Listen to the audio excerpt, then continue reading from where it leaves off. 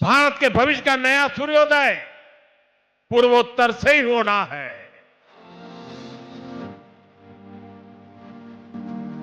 हमारा north east इस diverse nation का सबसे डाइवर्स हिस्सा है।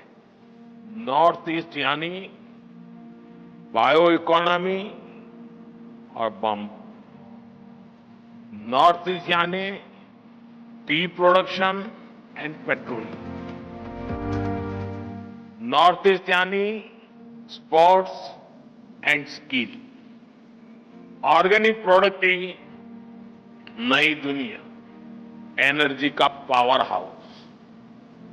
इसलिए नॉर्थ ईस्ट हमारे लिए अष्टलक्ष्मी है।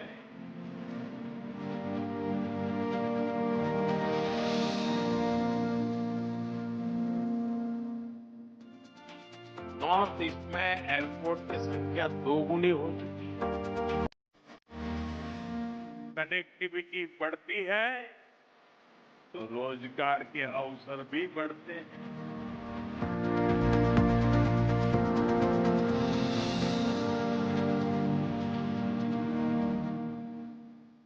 बीते दशक में 21,000 करोड़ रुपए से ज्यादा नॉर्थ ईस्ट के एजुकेशन सेक्टर पर इन्वेस्ट किए गए।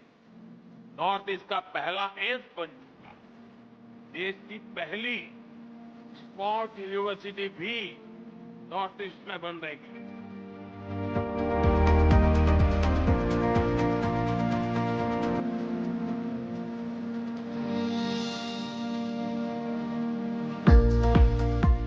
नॉर्थ ईस्ट की कनेक्टिविटी को और अधिक मजबूती देने का काम किया गया है।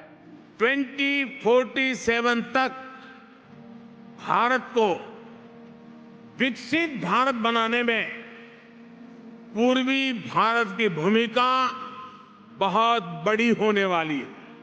वो दिन दूर नहीं जब दुनिया भारत की डेवलपमेंट जर्नी में इस क्षेत्र को सबसे आगे बढ़ते हुए देखेगा।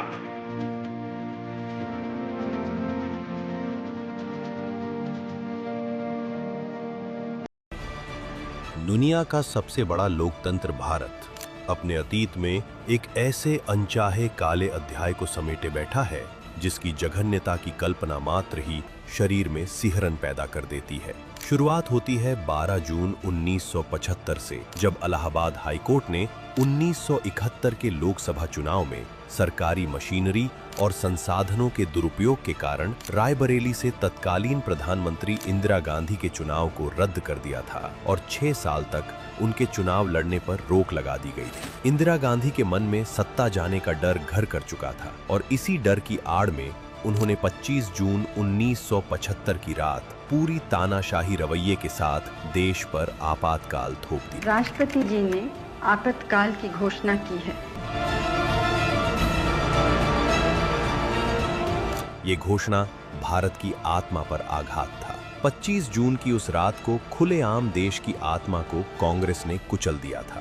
मौलिक अधिकारों की तिलांजलि दे दी गई थी। 25 जून 1975 को देश में लगा आपातकाल लोकतंत्र की आत्मा पर कांग्रेस की करतूतों का काला धब्बा है। 27 जून 1975 को अनुच्छेद 358 और 359 को लागू किया गया। अनुच्छेद 358 के तहत अनुच्छेद 19 में दिए गए अभिव्यक्ति, भाषण, आंदोलन और सभा की स्वतंत्रता के अधिकार निलंबित किए गए। अनुच्छेद 359 के अंतर्गत अनुच्छेद 14, 21 और 22 जैसे मौलिक अधिकारों यानी कानून के समक्ष समानता, जीवन और स्वतंत्रता का अधिकार तथा गिरफ्तारी से सुरक्षा के प्रवर्तन को निलंबित किया गया। इंदिरा गांधी और कांग्रेस की तानाशाही सोच की उपज आपातकाल ने लोकतंत्र को बेड़ियों में जकड़ लिया था। न्यायालय को बहरा कर दिया गया था, बोलने वालों की आवाज छीन ली गई थी और लिखने वालों की कलम की स्याही सुखा दी गई थी। जयप्रकाश नारायण, मोरारजी देसाई, अटल बिहारी वाजपेयी, लाल कृष्ण आडवाणी और अन्य विपक्षी नेताओं को आंतरिक सुरक्षा व्यवस्था अधिनियम के तहत जेल में डाल दिया गया था। सामाजिक कार्यकर्ता, पत्रकार, छात्र, बुद्धिजीवी और समाज में सरकार के खिलाफ उठने या उठ सकने वाली हर आवाज को दबा दिया गया। 1,10,000 सामाजिक और राजनीतिक कार्यकर्ताओं को जेल में डाला गया। पूरे देश को जेल खाना बना दिया गया था। गिरफ्तार लोगों को जघन्य अपराधियों से भी अधिक यातनाएं दी गई। आपातकाल की घोषणा होते ही अखबारों के कार्यालय की बिजली आपूर्ति रोक दी गई। 253 पत्रकारों को भी गिरफ्तार किया गया। प्रेस पर प्रतिबंध लगा दिया गया। समाचार पत्रों के ऑफिस में सरकार के अफसर तैनात होते थे, जो ये सुनिश्चित करते थे कि समाचार पत्रों में सरकार के खिलाफ खबर न पहुंचे। अखबारों को उनके एडिटोरियल और कवरेज के आधार पर दोस्त, न्यूट्रल और दुश्मन के रूप में लेबल किया गया था। आपातकाल के आघात से कलाकार भी अछूते नहीं रहे। किशोर कुमार की आवाज को बंद कर दिया गया। मनोज कुमार की फिल्मों पर प्रतिबंध लगा दिया गया। देव आनंद को दूरदर्शन से बैन कर दिया गया। आपातकाल के दौरान जबरन नसबंदी सबसे क्रूर कदम था। 1975 से 76 में कुल 26.42 लाख नसबंदी ऑपरेशन किए गए। 1976 से 77 में यह संख्या बढ़कर 81.32 लाख हो गई। 2 वर्षों में 1.07 करोड़ नसबंदी ऑपरेशन किए गए। सैकड़ों अविवाहित लोगों की नसबंदी हुई। लगभग 2000 लोग नसबंदी ऑपरेशन के दौरान मारे गए। राज्य की शक्तियां केंद्र के पास थीं, तो कई राज्यों ने आवश्यक सेवाओं तक पहुंच को नसबंदी से जोड़ दिया। अगर लोगों के 2 या 3 से ज्यादा बच्चे हैं और वे नसबंदी करवाने से इनकार करते थे, तो उन्हें राशन, आवास, नौकरी, स्वास्थ्य सेवा और ऋण देने से मना कर दिया जाता था। कांग्रेस और इंदिरा गांधी द्वारा देश पर थोपा गया आपातकाल संविधान की हत्या की सोची समझी रणनीति थी। इंदिरा गांधी ने आंतरिक अशांति की आड़ लेकर संविधान के अनुच्छेद 352 का दुरुपयोग किया, जबकि न तो उस समय बाहरी आक्रमण या युद्ध की स्थिति थी, न विद्रोह ही हुआ था।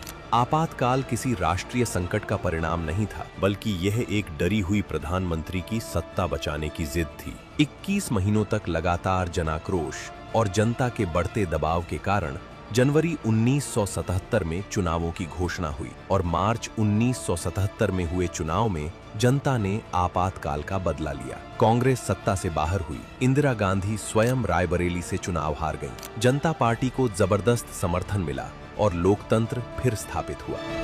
कहते हैं कि कुछ बुरी घटनाओं को जीवन में भुला देना चाहिए, लेकिन यदि ये घटना कांग्रेस द्वारा संविधान की हत्या हो तो इसे चिरकाल तक याद रखना चाहिए, ताकि उसकी पुनरावृत्ति न हो और आने वाली पीढ़ियां उससे सीख ले सकें। पूरा देश संविधान की हत्या के पापी कांग्रेसियों को हमेशा याद रखेगा। देश को ये भी हमेशा स्मरण रहना चाहिए कि लाल किताब लेकर घूमने वाले उसी परिवार से आते हैं जिसने दर्जनों बार देश के संविधान को कुचलने का काम किया है। आज पूरा देश 25 जून को संविधान हत्या दिवस के रूप में याद कर रहा है। आदरणीय प्रधानमंत्री श्री नरेंद्र मोदी जी के नेतृत्व में केंद्र सरकार ने 11 जुलाई 2024 को 25 जून का दिन संविधान हत्या दिवस के रूप में मनाने की घोषणा की। संविधान हत्या दिवस का उद्देश्य उन लाखों लोगों के संघर्ष को सम्मान देना है जो लोकतंत्र को पुनर्जीवित करने के लिए जेल गए, यातनाएं और उत्पीड़न झेली, लेकिन लोकतांत्रिक मूल्यों से समझौता नहीं किया।